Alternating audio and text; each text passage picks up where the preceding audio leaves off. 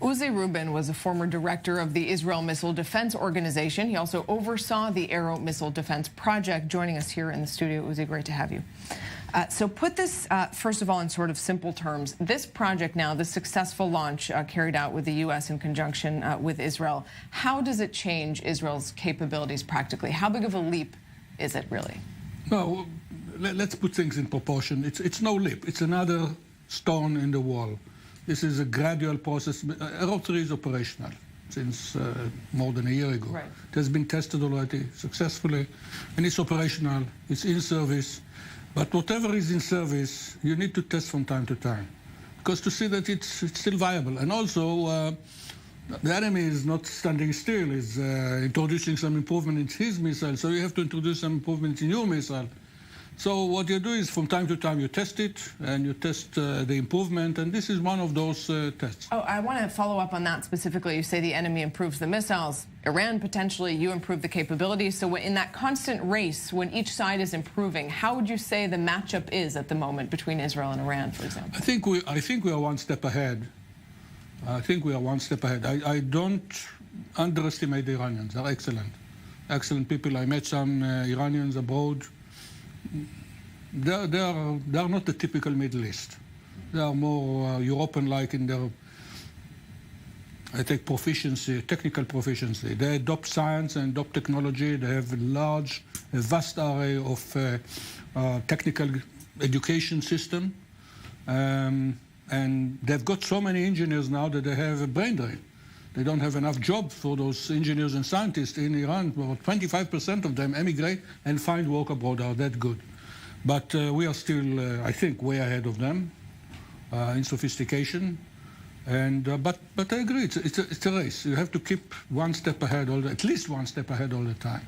Uzi, now Israel has been launching these attacks on Syria. Partially now they are acknowledging to stop Iranian weaponry from getting to places like Lebanon, or perhaps even there based in Syria. How much of a danger is it to this missile defense system that Israel created would be if Iran was able to bring some of these more sophisticated missiles and projectiles into places like Syria and Lebanon as a launching pad? Oh, first they have already very, very precise rockets in Syria. I've been using them in the last 5 years in the civil war quite effectively against the insurgents.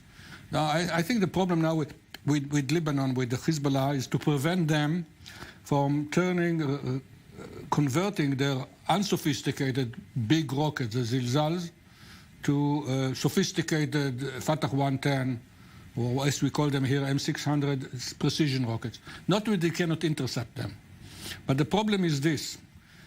Unguided rockets are statistical weapons. I mean, you fire a salvo, some of them hit where it pains, where it aches, and some of them hit some open spaces, and you don't worry about them. What you want to intercept is only those that are going to hit meaningful places.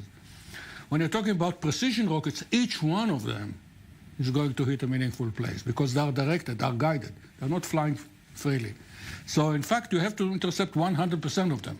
This is difficult. And they have, we've been told, thousands of rockets in there in Lebanon. They don't have thousands of precision rockets. No, but that's the danger, correct? They have the precision rockets. It raises the level of the threat. So we don't want them, I'm sure that we don't like them to have it. So you're seeing this from the specific and very technical point of view of the actual development of these missile defense systems. When we look at the bigger picture of how the Israeli government has prepared for this specific threat, especially from on its northern border, from Iran, from Hezbollah, what's your take on how they've approached that and how prepared they are? I think that the government, unannounced and not announcing it, apparently is proceeding in the right direction. The problem of preparing Israel against a missile onslaught is bigger than just missile defense. Right. You have to deal with several aspects of the problem. I'm not talking about offensive means. I'm talking about absorption and defense. First, you have also passive defense. You know, passive defense is very important. Look what happened in November in the short escalation that we had, a 2-day escalation, and they fired about 500 rockets.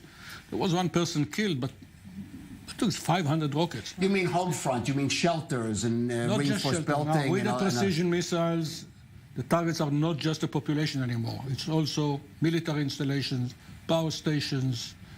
I mean, crucial infrastructures. Try to fight a war without electricity.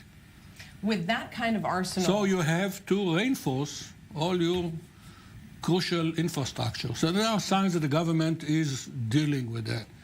You have to buffer up your missile defense, of course, to a larger proportion. And you have to prepare for the eventuality that, at least for a time, your military capability may be degraded, because they're going to aim at and try to hit military installations. So you have to develop alternative ways how to preserve your offensive power under accurate missile fire. And again, I think the government is at least in the right direction. If you heard about the Bibi Netanyahu's plan of 30 billion shekels for 5 years, that caused some uproar here, and of course immediately was accused that this is political. But when you look at the details, the components, those three components: reinforcing the infrastructure, increasing missile defense, and finding alternative means for offensive. All right, Uzi Rubin.